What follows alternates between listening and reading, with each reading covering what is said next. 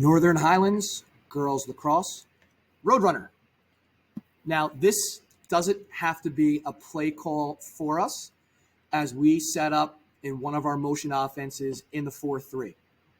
What I want you to focus on, though, is some options we have with the three players behind the cage. Specifically, if the ball starts at A2, we always talk about dodge first mentality, which is what we're looking from this attacking player. Now, she has two options if we can't get the dodge.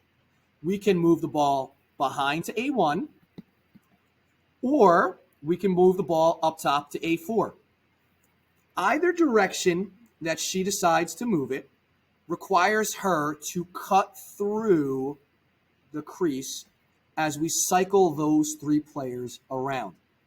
Now, that's not only the options that A2 has. We obviously have three other players up top. But for the focus of what we want to analyze in Roadrunner, here's what an option we can look to expose.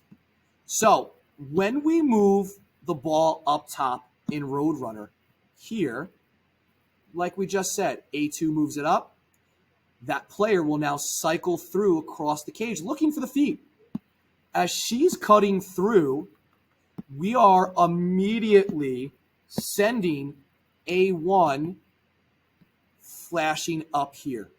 And that's the beauty of Roadrunner, because if the defenders don't switch, we have a very simple feed down low to one of these attacking players.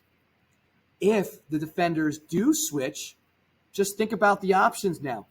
We're asking A2 as she cuts through. If you hear that girl communicate switch, we jam on the brakes and we flash back and sit right in the middle of the 8 for an open feed. Right? If that defender holds here, it'll create that little gap in between the two.